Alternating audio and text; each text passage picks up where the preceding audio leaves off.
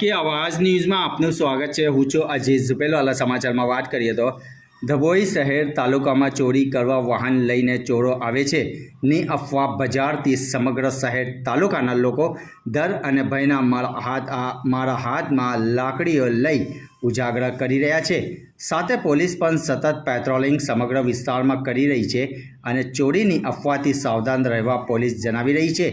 ડભોઈ શહેર તાલુકામાં છેલ્લા 3-4 દિવસોથી ચોરો વાહન લઈને ચોરી કરવા આવે છે અને અફવા અને બૂમો વચ્ચે શહેર અને તાલુકાના યુવાનો પોતપોતાના ફળિયામાં વિસ્તારોમાં અને ગામમાં લાકડીઓ લઈ આખી રાત રાઉન્ડ મારી ઉજાગરા કરે છે।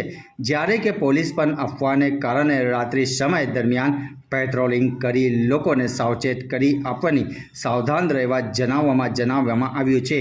પરંતુ છેલ્લા 3-4 દિવસથી ચોરી કરવા હથિયારો સાથે ગાડીઓમાં બેસી આવે છે ની વાત વાયુ વેગે સમગ્ર શહેર તાલુકા પ્રસરી હોવાથી લોકો ડર અને ભયના મારવા રાત્રિ ઉજાગરા કરે છે। રિપોર્ટ રફીક મંસૂરી।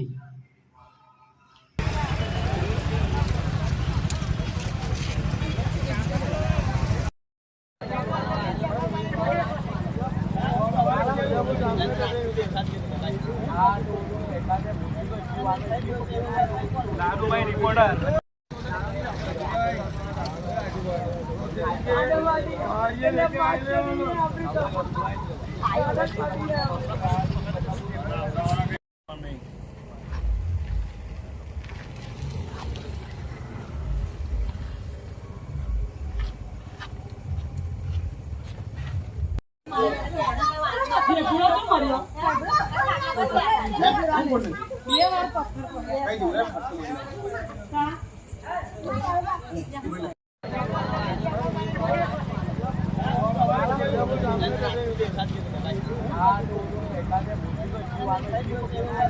લાલુભાઈ રિપોર્ટર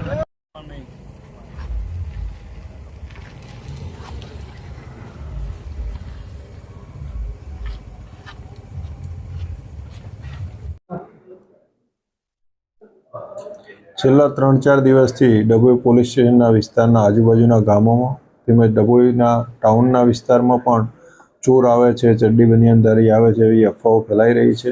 તો મારી સર્વ જનતાને અપીલ છે કે આવી કોઈ ખોટી અફવાઓ ફેલાવો નહીં। પોલીસનું પેટ્રોલિંગ ચાલુ છે, પોઈન્ટ દ્વારા પોલીસ દ્વારા હોમગાર્ડ, જીઆરડી અને પોલીસની ગાડીઓનું પણ નાઇટ પેટ્રોલિંગ ચાલુ છે। આવી કોઈ વસ્તુ હાલ ધ્યાને આવેલ નથી, એટલે જતા આવતા માણસોને કોઈએ રોકવા નહીં। કોઈ નોકરી ધંધાએ જતું હોય, કોઈ આવતું હોય એવા રાતના બનાવોમાં કોઈને રોકીને પૂછપરછ કરવી નહીં। પોલીસના ઓલરેડી પોઈન્ટ ચાલુ છે અને પોલીસનો ફોર્સ પૂરતા પ્રમાણમાં છે, એટલે આવી ખોટી અફવાઓ વોટ્સઅપ ગ્રુપમાં કે એવા કોઈ ગ્રુપ બનાવીને પણ ફેલાવવી નહીં। અને જો કોઈ પોલીસ કર્મચારીના ધ્યાને આવશે કે કોઈ ખોટી રીતે પબ્લિકના માણસો આવી રોકી અને કોઈને મારઝૂડ કરે છે કે એવું કોઈ ધ્યાને આવશે તો તેના વિરુદ્ધ સખતમાં સખત કાર્યવાહી કરવામાં આવશે। કોઈ પણ આવી વસ્તુ જણાય તો પોલીસનું ધ્યાન દોરો અને પોલીસને કંટ્રોલ રૂમના મારફતે અથવા પોલીસ સ્ટેશન મારફતે સંપર્ક કરવા સર્વ જનતાને અપીલ છે।